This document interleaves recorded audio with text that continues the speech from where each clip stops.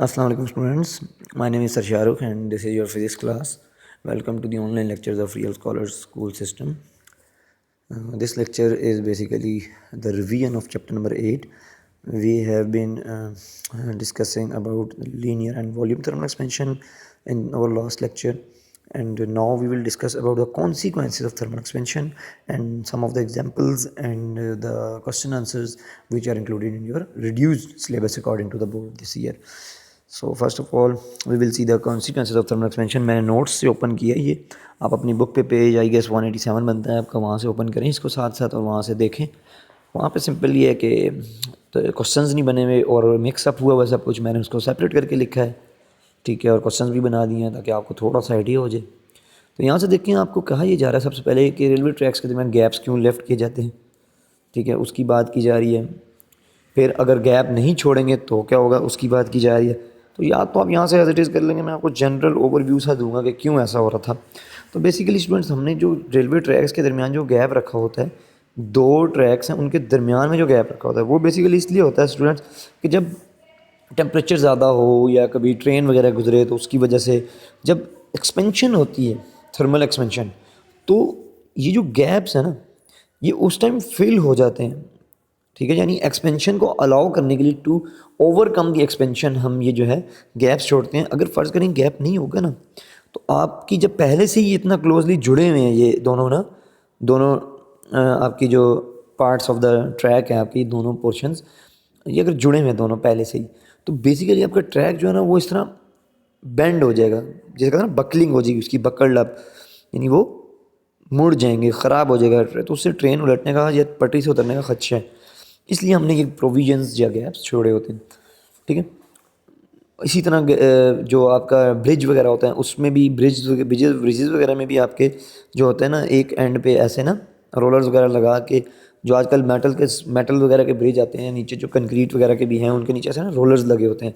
वो rollers basically क्या करते हैं, वो आपके जो ब्रिज है जब वो थर्मली एक्सपेंड होता है तो वो जब मूव करता है एक्सपेंड होके इस तरफ या इस तरफ, तो उसको एक्सपेंड होने के लिए यहाँ जो ज़मीन के साथ फ्रिक्शन का सामना करना पड़ेगा उसको रिड्यूस करते हैं बेसिकली ये रोलर्स, और इजीली वो एक्सपेंड होकर यहाँ तक मूव करके यहाँ पे जो गैप है जिसको गैप से रिप्रेजेंट किया उसको फिल कर देते हैं और थर्मल एक्सपेंशन होती है। और जब सुकड़ता है तो उसी तरह रोलर्स के ऊपर स्लाइड करता हुआ वो वापस आ जाता है पूरा का पूरा ब्रिज आपका, ठीक। तो इसलिए रोलर्स भी लगाए जाते हैं वहाँ पर, और गैप भी इसीलिए छोड़ा जाता है ताकि थर्मल एक्सपेंशन को जो है वो किया जा सके, जिसे कहते हैं मतलब ओवरकम किया जा सके या उसको कंपनसेट किया जा सके, ठीक है। तो इसी के साथ आगे मज़ीद जिस तरह आपका जो आपको जहाँ पे हीट करने की वजह से, थर्मल एक्सपेंशन की वजह, हीट होने की वजह से एक्सपेंशन होती है, वहीं पे सर्दियों में सुकड़ने की वजह से फिर कॉन्ट्रैक्शन भी होगी। तो उसके लिए जो ट्रांसमिशन लाइन्स हैं आपकी, इसमें सैग दिया जाता है। सैग देने का मतलब ये होता है ऐसे ढील दी जाती है, ढील, ठीक है। ये जो ट्रांसमिशन लाइंस हैं, ओवरहेड ट्रांसमिशन लाइंस आपकी, जिधर बिजली आ रही है इधर से आपकी, उनमें ऐसे सैग प्रोवाइड किए जाते हैं, यानी ढलान सी दी जाती है उनको। क्यों? ताकि स्टूडेंट्स जब सर्दियों में ये देखें, अभी ये एक्सपेंड हुआ हुआ, आप ये समझें अभी सूरज निकला हुआ है ना, तो समझिए एक्सपेंड हुआ हुआ है। जब सर्दियाँ होंगी तो ये ऐसे होने के बजाय ऐसे स्ट्रेट खिंच जाएंगी कॉन्ट्रैक्ट होने की वजह से। तो अगर तो सैग ना हुआ, पहले ही ये टाइट हुई, अब जब खींचेंगी तो खींचने की वजह से ये ब्रेक हो सकती है, टूट सकती है तार, इसलिए सैग दिया जाता है ताकि सर्दियों में जब ये सुकड़े तो ये टाइट हो जाए बट टूटे ना, ठीक है जी। स्नैपिंग मतलब टूट ना जाए। अच्छा, इसके बाद थर्मल की ना ये तो होगी कॉन्सिक्वेंसेज, यानी इसके वजूहात क्या होंगे, मतलब असरात क्या होंगे ना, इसके रिजल्ट्स क्या हो सकते हैं, ये कॉन्सिक्वेंसेज थे।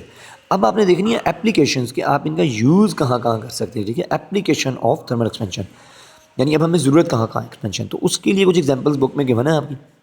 जैसे फॉर एग्जांपल आपके थर्मोमीटर्स में आप ये यूज़ करते हैं थर्मल एक्सपेंशन, मरकरी एक्सपेंड होता है तो ऊपर जाता है, राइज़ करता है तो आप लेवल लिखते हैं, कहते हैं जी हाँ जी इतना बुखार है, जी उतना बुखार है, ठीक है। फिर इसी तरह टू ओपन द कैप, आपने क्या करना है, आपने गर्म पानी, अगर आप किसी बोतल का ढक्कन नहीं खोल पा रहे तो उसको या तो कहीं हीट अप करें किसी तरह, या कहीं गर्म पानी उसके ऊपर डालें तो वो थर्मली एक्सपेंड हो जाएगा थोड़ा सा, बाहर आपको नज़र नहीं आएगा लेकिन वो हो जाएगा, तो वो फिर ईजीली ओपन हो जाएगा, ठीक है।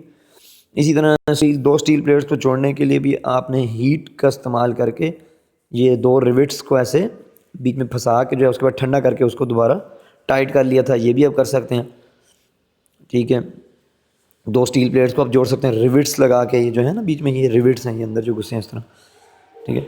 इसके अलावा आपके पास क्या है, इसके अलावा जो है यहाँ पे देखें, next use of thermal expansion iron RIMS में। आयरन रिम्स जो अब घोड़ों की मैंने बताया था, घोड़ों के टायर्स के ऊपर जो लकड़ी के टायर्स के ऊपर आप जो लोहे का रिम चढ़ा दें ताकि वो लकड़ी का टायर जो है वो टूटे ना, या कहीं नीचे किसी सख्त जगह पे जब लगे तो वो लकड़ी वहाँ से टूट ना जाए। यानी टायर लकड़ी का होता है डेफिनेटली, तो टूटे भी ना, और दूसरा ये कि वो रहे, जकड़ा रहे सारा। क्योंकि मैंने आपको ये बताया था कि वो जो गोल होता है ना टायर लकड़ी का, वो गोल बेसिकली लकड़ी गोल तो नहीं होती, उसको कट्स लगा के मोड़ा गया होता है, हर जगह पे बेंड किया गया होता है।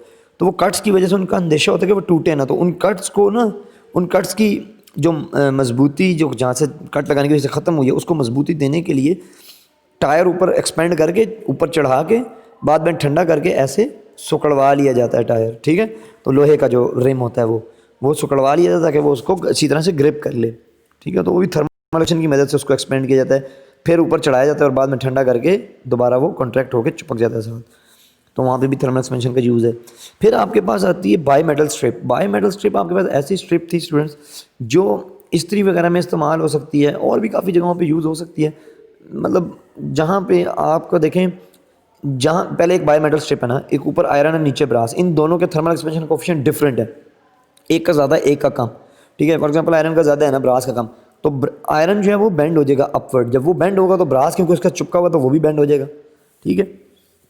लेकिन आपका काम ब्रास से, तो ब्रास और आयरन को दोनों को जोड़ के आपने एक बाई मेटल स्ट्रिप बनाई है, जिस का थर्मल एक्सपेंशन कोफिशिएंट ज़्यादा है वो जल्दी बेंड हो जाएगा, क्योंकि जिसका थर्मल एक्सपेंशन कोफिशिएंट सॉरी कम है, कम, वो जल्दी बेंड हो जाएगा।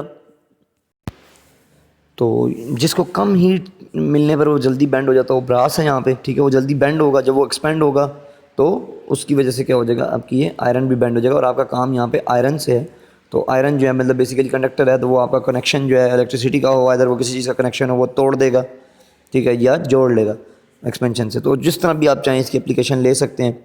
फॉर एग्जांपल इस्त्री में मैंने आपको बताया था, इस्त्री में ये होता है कि आपके पास ये इस तरह कनेक्शन आ रहा होता है, ये समझें बायोमेटल स्ट्रिप लगी है, जब आपके पीछे से करंट आ रहा होता है उसकी वजह से हीटअप होता है ये, तो ये बेंड होना अभी जुड़ा होता है ना, ऐसे करंट जा रहा होता है, जा रहा होता है, जा रहा होता है, आपकी इस्त्री गर्म हो रही होती है, हो रही होती है, हो रही होती है। जैसे ही ये एक्सपेंड होता है हीट की वजह से, तो ये जब एक्सपेंड होता है तो इसका यहाँ से कनेक्शन लॉस्ट हो जाता है। फिर जब कनेक्शन लॉस्ट हो जाएगा यहाँ से, तो फिर आपका करंट फ्लो नहीं करेगा, फिर आपकी इस्त्री मज़ीद गर्म भी नहीं होगी। फिर जब क्या होगा, करंट भी नहीं फ्लो करेगा, जब इस्त्री गर्म नहीं होगी, दोबारा आपकी लाइट भी ऑफ हो जाती है, आपने देखा होगा कनेक्शन जो टूट जाता है सर्किट का। फिर क्या होगा, आहिस्ता आहिस्ता ये ठंडा होगा, ठंडा होगा, ठंडा होगा, आप इस्त्री यूज़ करते हैं ना, फिर ये आहिस्ता आहिस्ता नीचे आएगा, वापस आएगा, एक वक्त आएगा दोबारा कनेक्ट हो जाएगा ये। जब दोबारा कनेक्ट हो जाएगा फिर आपकी लाइट भी ऑन हो जाएगी, इस्त्री फिर से गर्म होना शुरू हो जाएगी, ठीक है। फिर जब इस्त्री गर्म हो जाएगी फिर थोड़ी देर बाद ये एक्सपेंड हो गया, ऐसे बेंड हो जाएगा। तो ये आपका इस्त्री के अंदर इस तरह काम आता है, ठीक है। बायोमेटल स्ट्रिप भी और भी जगहों पे, काफ़ी जगह पे इसको आप यूज़ कर सकते हैं। फिर स्टूडेंट्स आते हैं आपकी, ये आपका चैप्टर बैंड हो गया, ठीक है। इसके अलावा कोई चीज़ नहीं और आपके इस चैप्टर में से जो आपको बोर्ड में इंक्लूड होगी। अच्छा, इसके बाद आप बायोमेटल स्ट्रिप का क्वेश्चन भी आप याद करें, ऊपर सारा कुछ याद करें इन्हीं नोट्स, इन्हीं क्वेश्चन से। पहले भी हमने काफ़ी डिटेल डिस्कशन इस पर की हुई है। अब हम आते हैं एग्जाम्पल्स पे 8.5, 8.6, 8.7। ये 3 एग्जाम्पल्स आपकी इंक्लूड हैं बोर्ड के में, ठीक है, इस दफ़ा। तो 8.5 में मैंने आपको बताया था अच्छी तरह से कि ये जो आपको गिवन क्या है इसमें, कि एक वॉल्यूम गिवन है 2.5 लीटर्स का वाटर का, वो कहते हैं 20 डिग्री सेंटीग्रेड पे पड़ा हुआ, उसको करना है बॉयल। बॉयल करने का मतलब है 20 से लेके जाना है 100 डिग्री सेंटीग्रेड तक, ठीक है। तो उसके लिए डेल्टा क्यू कितना चाहिए, हीट कितनी रिक्वायर्ड है, तो आपको फार्मूला पता है, स्पेसिफिक हीट कैपेसिटी वाला है, delta Q equal to MC delta T. But students यहाँ पे आपको डेल्टा टी किस तरह निकालना है, 20 डिग्री सेंटीग्रेड और 100 डिग्री सेंटीग्रेड के दरमियान कितना डिफरेंस है जी, यस 80 डिग्रीज का। तो 80 डिग्री सेंटीग्रेड या 80 केल्विन आपका क्या आ गया, यहाँ से देखें, ये आपका क्या आ गया, टेम्परेचर डिफरेंस, ठीक है। टेम्परेचर डिफरेंस आपने निकाल लिया। अब आपको specific heat capacity of water खुद से पता होनी चाहिए, ठीक है, वो भी आपको पता चल गई, 4200 joule per kg per kelvin, sorry हाँ yes joule per kg per kelvin, ठीक है, वो भी आपको पता है। सी भी पता है। एम आपका रह गया स्टूडेंट्स, मैथ्स पता होगा तो आप डेल्टा क्यू निकाल लेंगे। अब मैथ्स के लिए आपको यहाँ पे गिवन है वॉल्यूम, और वॉल्यूम आपको पता है क्या होता है, density is equal to mass over volume. Volume आपको गिवन है, डेंसिटी आपको खुद से पता है, वॉल्यूम और डेंसिटी को मल्टीप्लाई करें, मैथ्स आपके पास निकल आएगा। लेकिन स्टूडेंट्स मैं खुद से अगर एक ट्रिक के तौर पे आपको ये बात बताऊँ याद रखने के लिए, कि वाटर के केस में हमने डिस्कस किया था 1000 kg पर मीटर क्यूब है ना, ठीक है, इसकी डेंसिटी जब आप मल्टीप्लाई करेंगे, वॉल्यूम आपके पास 2.5 लीटर्स है, तो आपके पास मैस 2.5 kg ही आएगा। तो आपने ये याद रखना है कि वाटर के केस में जितना वॉल्यूम होता है लीटर्स में, उतना ही मैस आएगा आपके पास केजीज़ में, ठीक है। लीटर्स में अगर वॉल्यूम है 2.5 तो मैस भी केजीज़ में 2.5 ही आएगा। अगर वॉल्यूम आपको गिवन होता 3 लीटर्स तो आपके पास मैस 3 kg आ जाता, ठीक है। बहरहाल बाकी हमने डिस्कस किया हुआ 8.5 एग्जाम्पल को आप अपना लेक्चर देखें पिछला वाला, जब हमने एक्सरसाइज डिस्कस की थी तो आपको सारी समझ आ जाएगी। तो ये एग्जांपल देखें आपने, एम सी डेल्टा टी की वैल्यू पुट की जस्ट सिंपली, और आपके पास डेल्टा क्यू निकल आया 840000 जाउल्स, यानी 840 किलो जाउल्स, ठीक है। अच्छा 8.6 एग्जाम्पल पर आए तो आपको यहाँ पे बहुत बहुत ही जैसे कहते हैं ना, दिमाग इस्तेमाल करके आपने न्यूमेरिकल करना है, बिल्कुल सोई सोई हालत में नहीं करना। यहाँ पे आपको बोला ये जा रहा है कि एक ब्रास 1 मीटर लॉन्ग है, 0 डिग्री सेंटीग्रेड के ऊपर वो 1 मीटर लॉन्ग है, यानी उसकी ओरिजिनल लेंथ 1 मीटर है एट ओरिजिनल टेम्परेचर, यानी इनिशियल टेम्परेचर 0 डिग्री सेंटीग्रेड। उसकी लेंथ निकालनी है, यानी आपने देखें आपको एल नॉट गिवन है, आपने एल निकालनी है, ठीक है ना, एट 30 डिग्री सेंटीग्रेड। तो एल होता है increase length at increase temperature. Increase temperature कितना है T2 30 डिग्री सेंटीग्रेड।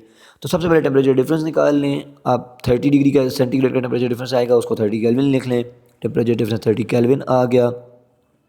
अल्फ़ा आपको गिवन है ब्रास का, ठीक है, टेम्परेचर डिफरेंस आपने निकाल लिया, और ओरिजिनल लेंथ आपको गिवन है 1 मीटर, ठीक है, 1 मीटर लॉन्ग है वो। बस सिंपल आपके पास जो formula L is equal to LO1 plus alpha delta T, इस फार्मूले में आप पुट करें और इंक्रीज लेंथ आपकी निकल आएगी सॉल्व करने के बाद, ठीक है। कैसे सॉल्व करना है, क्या करना है, ये सब आपको प्रैक्टिस खुद से होगी, आप खुद से करें। कैलकुलेटर का यूज़ करना आना चाहिए, ब्रैकेट्स यूज़ करके कैलकुलेटर को आप करें इस्तेमाल, ठीक है। तो आपका ये आंसर आ जाएगा 1.00057 मीटर, यानी 0.00057 मीटर्स का उसके अंदर इंक्रीज़ आया, ठीक है। अच्छा 8.7 एग्जाम्पल पर आ जाते हैं। 8.7 एग्जाम्पल में आपको ये कहा जा रहा है कि volume of a brass cube निकालना है, जिसकी एक साइड कितनी है 10 सेंटीमीटर की है, और 0 डिग्री सेंटीग्रेड टेम्परेचर के ऊपर वो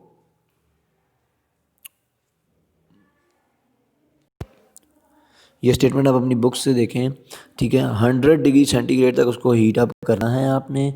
अभी इनिशियली 0 डिग्री सेंटीग्रेड के ऊपर उसका जो एक साइड है, ईच साइड वो 10 सेंटीमीटर है, ठीक है, 10 सेंटीमीटर की उसका वॉल्यूम आपने निकालना है 100 डिग्री सेंटीग्रेड पे। यहाँ पे स्टेटमेंट मैंने नहीं लिखी, मिस होगी मेरे से, स्टेटमेंट आप बुक से देख ले अपनी, ठीक है। तो 100 डिग्री सेंटीग्रेड से लेकर 0 डिग्री सेंटीग्रेड का 100 kelvin temperature difference, delta T आपका 100 केल्विन आ जाएगा। अल्फ़ा आपको गिवन है ब्रास का, अगेन लेंथ आपको गिवन है, और वॉल्यूम आपने निकालना है। तो स्टूडेंट्स यहाँ पे तो अल्फ़ा तो नहीं चलेगा भाई, ये तो लीनियर थर्मल एक्सपेंशन में यूज़ होता है, आपको तो वॉल्यूम की बात हो रही है, तो आपको बीटा चाहिए। तो बीटा निकालने के लिए आप क्या करेंगे, बीटा निकालने के लिए आप उसी अल्फ़ा जो मौजूद है आपके पास उसको 3 से मल्टीप्लाई कर देंगे, आपके पास बीटा आ जाएगा 5.7 × 10⁻⁵ पर केल्विन, ठीक है। फिर वॉल्यूम आप कैसे निकालेंगे भी, आपने तो वॉल्यूम एक्सपेंशन निकालनी है या इंक्रीज्ड वॉल्यूम निकालना है वी, तो वी ओ ही आपको नहीं पता, वी ओ पता होगा तो वी निकालेंगे। तो वी ओ के बजाय आपको एल ओ तो पता है, ओरिजिनल लेंथ तो पता है, एक साइड की 0.1 मीटर है, 10 सेंटीमीटर का मतलब 0.1 मीटर होता है, 10 सेंटीमीटर, यस 10 सेंटीमीटर, ठीक है। तो अब आपने क्या करना है, अब लेंथ तीनों लेंथ को आपस में मल्टीप्लाई करें तो आपके पास वॉल्यूम आ जाएगा ना, क्योंकि क्यूब है ना, क्यूब में स्टूडेंट्स लेंथ विड्थ हाइट तीनों सेम साइज़ की होती है, तो लेंथ भी 10 सेंटीमीटर, विड्थ भी 10 सेंटीमीटर, हाइट भी 10 सेंटीमीटर। जब इन तीनों को मल्टीप्लाई करेंगे तो टोटल वॉल्यूम आ जाएगा लेंथ का क्यूब, ठीक है। तो यहाँ से वॉल्यूम निकला है 10⁻³ मीटर क्यूब। ओरिजिनल वॉल्यूम आ गया 0 डिग्री सेंटीग्रेड पे, डेल्टा टी आ गया 100 केल्विन या 100 डिग्री सेंटीग्रेड, अल्फ़ा आपको गिवन है, उससे आपने 3 से मल्टीप्लाई करके बीटा भी निकाल लिया, तीनों चीज़ें आ गई। अब आपने फार्मूला लगाना है V इज़ इक्वल टू, ये फार्मूला लिखा है आपके पास, V is equal to VO original volume into 1 plus beta delta T, 100 kelvin 5.7 × 10⁻⁵ पर kelvin, original volume 10⁻³ metre cube. तीनों की वैल्यू पुट करें, सॉल्व करें, आपके पास V आ जाएगा, increase volume at 100 degree centigrade of the brass cube, ठीक है। अच्छा जी, इसके बाद आपकी प्रॉब्लम्स हैं, और प्रॉब्लम्स 8.8 मैंने आपको बताया था निकाल दें, 8.9 10 भी निकाल दें, 8.12 भी निकाल दें, ठीक है। तो रह जाती है आपके पास 3 4 5 6, बस 7 भी निकाल दें, ये सारी इंक्लूड नहीं है, सिर्फ जो इंक्लूड है 8.3, 8.4, 8.5 और 8.6, ये आपने क्वेश्चन आंसर्स आपके सिर्फ 8.7, 8.8 इंक्लूड है, ठीक है। और बाकी MCQs आपके पास पहले सात नहीं, चौथा, छठा, पाँचवा और सातवां, ये 4। ये आप मार्क कर लें, एग्जाम्पल्स हो चुकी हैं आपकी। एक्सरसाइज की रिवीजन इंशाल्लाह नेक्स्ट लेक्चर में हम करेंगे, और इसके अलावा 5th चैप्टर फिर आपका इंशाल्लाह हम रिवाइज़ करेंगे, उसकी भी 2 वीडियोस हम रखेंगे, उसमें लेक्चर, थ्योरी और एक्सरसाइज, ये दोनों चीज़ें डिस्कस करेंगे। यानी हम नोट्स से अब इनको देखेंगे, जो हमने उसमें क्वेश्चन आंसर एक्स्ट्रा भी ऐड किए हैं वो भी हम उससे डिस्कस करेंगे, ठीक है। तो अभी फ़िलहाल आप इस 8th चैप्टर को याद करें, जब आपका टेस्ट वगैरह होगा, अब जब भी होगा तो मैं आपसे चैप्टर नंबर 8 का टेस्ट लूँगा पूरे का कंप्लीट, ठीक है। तो इस चीज़ को पहले से माइंड में रखना है आपने। बाकी ये है कि अपना ख्याल रखें और पढ़ते रहें। अल्लाह हाफिज़।